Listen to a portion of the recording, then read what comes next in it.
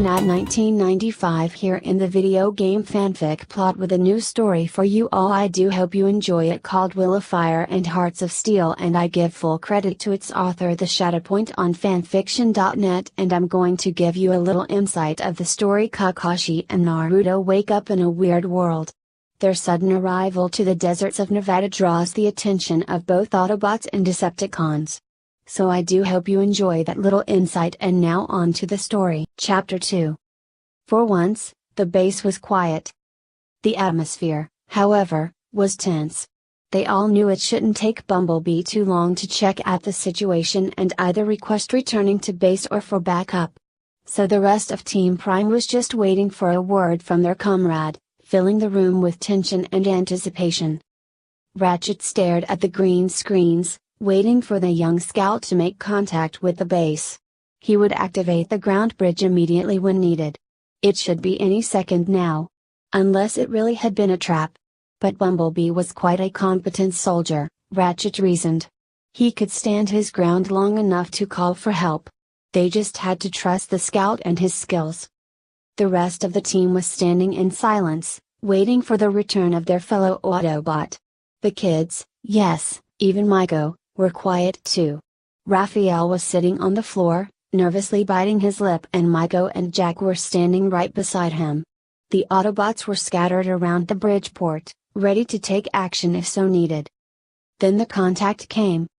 "Bumblebee is returning to base," Ratchet informed, his voice just a little tense. The white and red mech quickly moved beside the ground bridge control panel.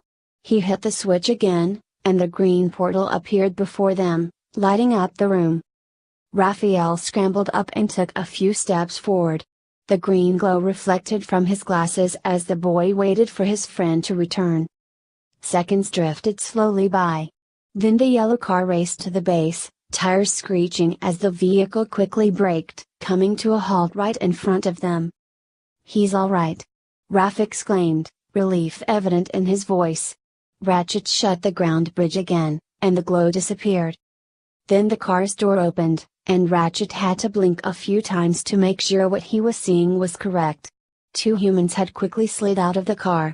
They instantly spotted the robots staring at them and backed off cautiously. Bumblebee transformed back to his robot form and took a few steps away from the strangers. There was a moment of utter silence. The strangers were probably the most peculiar humans Ratchet had ever seen on this planet. Earlier he'd thought Maiko was the most distinctive character this place could offer, but the strangers really looked like they belonged into another world entirely. The medic used the moment of silence to carefully examine the newcomers, as he was sure this was just calm before the storm. The taller one had silver hair that seemed to defy all the laws of gravity, well, at least gravity on Earth. He had simple black pants and a long-sleeved shirt with a green military-looking vest over it. He wore sandals and had a small pack hanging from his belt and another, smaller one tied to his right leg. But the most bizarre thing in the man's appearance was the black cloth mask covering the lower half of his face and a headband with a metallic plate on it tilted over his left eye. Ratchet had no idea how old he was. He had gray hair, but the age was quite hard to figure out when you could see just 1/4 of the person's face. Of course the hair could be dyed, like Maiko's, though Ratchet really couldn't see the point in doing such a thing. The other one looked much younger, maybe about Jack's or Maiko's age. The boy had spiky blonde hair, bright blue eyes and weird marks on his cheeks. He had an orange and black outfit and, like his companion, wore sandals and a headband over his forehead. The medic noted how both headbands seemed to have same spiral patterns on them. The mark clearly had some meaning for these people. Ratchet quickly glanced at the three children, who were gaping at the weird-looking strangers. So, his assumptions that the way they were dressed really wasn't usual among the humans seemed right. He returned his gaze back at the newcomers, noticing how the taller one was standing slightly in front of the boy, without a doubt trying to protect the kid from whatever was to come. Ratchet observed the silver-haired man curiously. Though the medic fairly often stayed at the base while the other bots went to carry out whatever missions necessary, it really wasn't wise to forget he was a warrior too. He had fought beside his companions in the scarring and dire war against the Decepticons. And he recognized a soldier when he saw one. The masked man was carefully observing his surroundings. One dark eye quickly scanned them all and finally ceased to stare at Optimus. Smart man, Ratchet thought. The stranger seemed to have in no time realized who their leader was. Though he held his single-eyes gaze at the Prime, Ratchet knew he was still well aware of everything happening around him. Ratchet knew the man felt more than a little cornered. There was a hard stare in the lone dark eye, though the medic could see just a little of the hidden fear and weariness there. The man was about to collapse from exhaustion, but still stood his ground. Not bad for a human. The kid wasn't so skilled in hiding his emotions and was openly staring at them all, eyes wild like some kind of animals. The medic could see the surprise in the azure eyes when they noticed the other kids among the robots. Ratchet knew the teenager was scared and nervous, but didn't really seem to be frightened. The boy quickly glanced at the taller man and seemed to stand just a little straighter then, like he had gathered enough courage from just quickly looking at his companion. The stretched silence was abruptly broken by Bulkhead, who clearly didn't care for formalities. B? Who are they? And why did you bring them here? Bumblebee beeped and gestured. Apparently when the scout had arrived, he'd seen Knockout, that Decepticon piece of scrap attacking the humans. But then, they are the ones who caused that weird energy. Smokescreen spoke their thoughts aloud. Seems like it. RC agreed. The bot's attention returned to the strangers. The youth was gaping at them and didn't look like he could understand a word, while the taller one's visible eye was slightly narrowed in what Ratchet presumed was quite well-hidden confusion. They don't seem to understand us, Raphael said quietly. At that moment, the blonde stranger said something to his companion with a nervous voice, eyes darting between the robots. Ratchet gasped as he recognized the language. Maiko's brown eyes widened almost comically and the girl jumped forwards and yelled. Hey, they speak Japanese. What? Jack stared at the girl stupidly. She's right, RC confirmed. The dark-haired boy turned to her, looking astonished. You know Japanese too? RC arched an eyebrow at the question and snorted. Jack, English isn't the only language we know. Did you really think so? Well. RC sighed. Maiko didn't pay any attention to the conversation but yelled excitedly in her native tongue. Hey! Are you from Japan too? The older man's gaze instantly locked on Maiko, and for a moment he looked dumbfounded. Then he spoke for the first time in a deep, tense voice. You can understand us? The tone had just a little touch of bafflement in it. Of course. Maiko exclaimed and flailed her arms wildly. Are you guys from Japan too? What are you doing here? I have no idea what that place is you're talking about. Maiko stared at the strangers. But, the girl stuttered. Maiko, please stand back, Prime's deep voice asked, now speaking in her native tongue too. Maiko backed off a little, still looking thunderstruck. Optimus Prime took a few steps forwards, causing the blonde to flinch back a little and the older man to visibly tense. The leader of the Autobots lowered himself to one knee to get a little closer to the strange pair in front of him. Welcome, strangers. My name is Optimus Prime. You are safe now. Hatake Kakashi had thought he'd seen everything. He'd graduated from the academy at the age of 5, been Chunin at 6 and Jounin at 13. He'd seen war and fought in one before he was even a teenager. He'd been in Anbu and had witnessed the Kyuubi attack the village. He had early earned the title of one of the most elite Jounin in whole Konoha, and the other countries taught their soldiers to flee on sight of him. He'd been tortured for 3 days in immense pain in his own mind by Uchiha Ichi and had tutored a team of hyperactive Jounins. To cut a long story short, he really had a reason to believe there was nothing in the world that could truly make him speechless. He had been wrong. Right now, Sharingan Kakashi, the great copynin of the village hidden in leaves, was flabbergasted. The car had dived into the green portal, and almost instantly they had been in a totally different location. He and Naruto had stumbled out of the vehicle and the first thing they had seen was a whole group of those human-like machine things. He had barely noted their savior transforming back to the other form and joining the other ones. He could only stare at the impossible yet very real sight in front of them. They sure were far from home. Though he was truly dumbfounded, he was still an elite ninja and was in no time scanning their surroundings and examining the weird beings in front of them. They were in a very bizarre-looking place with lots of metal used in the constructions and very futuristic green screens at the other side of the room. The place looked like some kind of base, though he'd never seen rooms quite like this back home. The walls were a little rusty, expect the one made of stone with a tunnel entrance. But although there was a big exit in the room, they really had no chance to escape. Not with everybody staring at them like that. All in all, Kakashi saw 6 of those machine things. He also noticed 3 kids among them. He'd had a hard time believing his eye at first. Their apparent savior, the yellow one, was standing on their left. Next to him, Kakashi had decided it was a he, stood a little shorter white stranger with some blue and red lines coloring his body. Both were staring at them with great curiosity and amazement. Next there was the shortest one of the creatures, and Kakashi concluded this one was probably a she, as a blue-colored creature looked a tad more feminine than the others.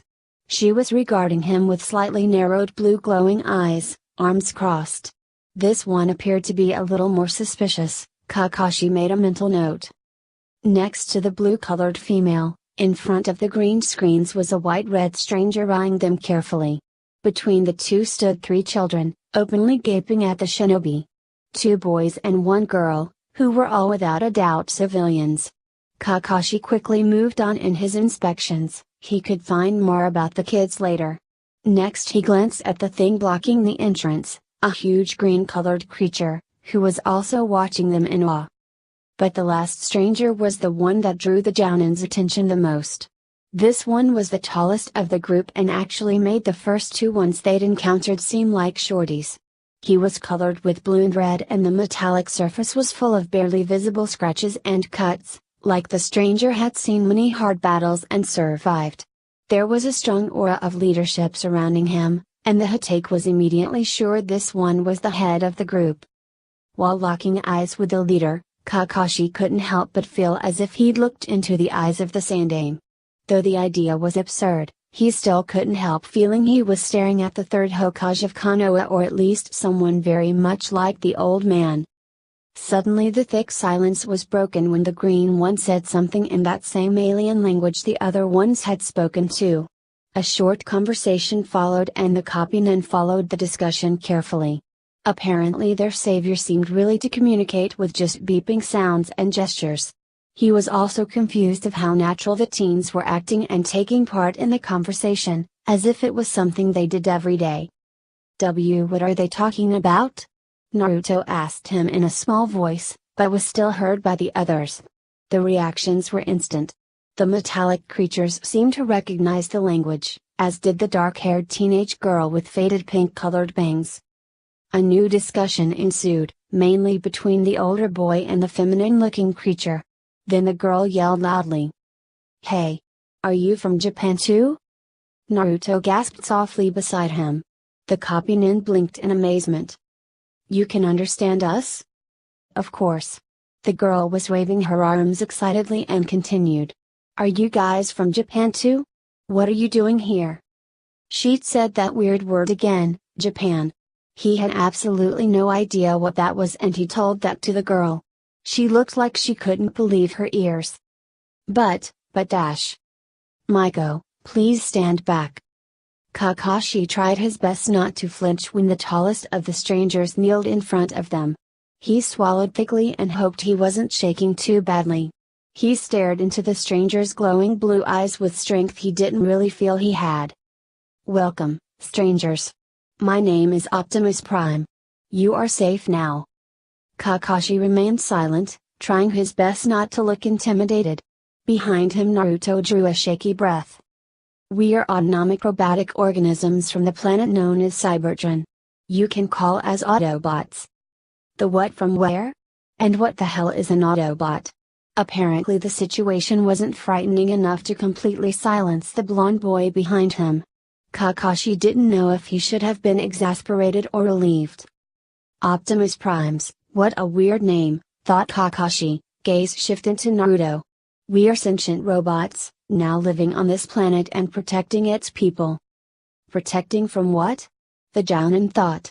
Prime straightened and Kakashi marveled how tall he actually was.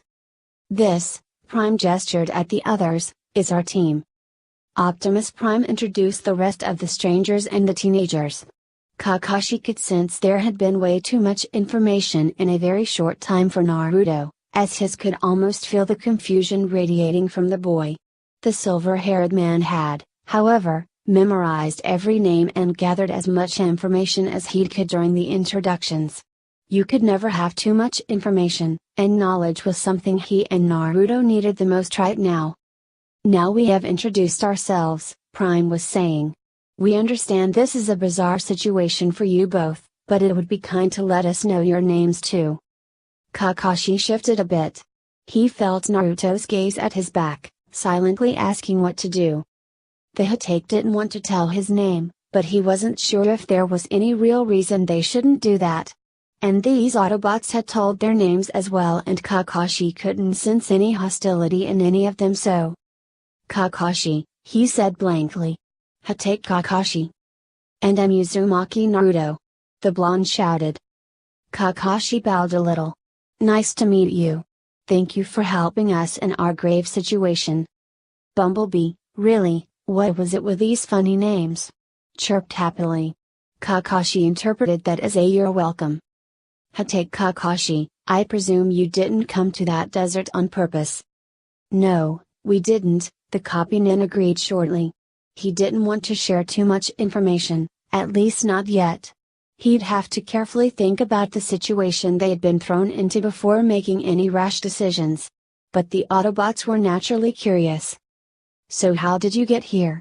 RC, the cautious one, asked. There was energy similar to a ground bridge, the portal through which you were transported here, where you were found, Ratchet explained. I assume you were the cause of it. Kakashi tilted his head, turning his gaze to the white robot. We don't know how we got here. We just woke up in the desert. Naruto shifted beside him but didn't say a word. Kakashi was grateful for that. He suddenly felt quite dizzy and his vision almost blurred for a moment. He blinked and hardly managed to stay upright. Apologies, we have kept you here for far too long, Prime was speaking again with a slightly apologetic voice. Unfortunately, this place isn't particularly comfortable for humans to inhabit, but we will find you a place to rest. Thank you. Anything will do just fine. Kakashi would have bowed again if he hadn't felt so damn dizzy. Prime gestured at the yellow Autobot. Bumblebee, please escort them to a suitable place. After a minute, Bumblebee was leading them through large gloomy corridors to a medium-sized room with high ceiling and nothing more than a few tables against the furthest wall. The yellow Autobot beeped apologetically. No, this is fine, Naruto answered and grinned. And Bumblebee, was it? The robot nodded happily. Naruto smiled. Thanks for saving us and all. Bumblebee chirped and waved them to enter. Kakashi knew he was going to stay and guard them on the other side of the door. Though the Autobots had been very kind and helpful to them, the shinobi knew they weren't still fully trusted. Or at least that would have been incredibly stupid of them. Kakashi wouldn't have trusted himself either if he'd been in the stranger's situation. Kakashi slid now against the wall until he was sitting against it. Naruto sat cross-legged next to him. Whoa, what today? The blonde huffed. Kakashi chuckled tiredly. You okay, sensei? Naruto asked in a worried voice.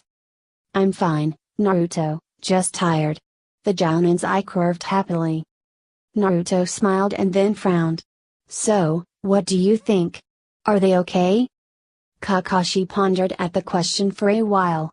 I think they are, he finally replied.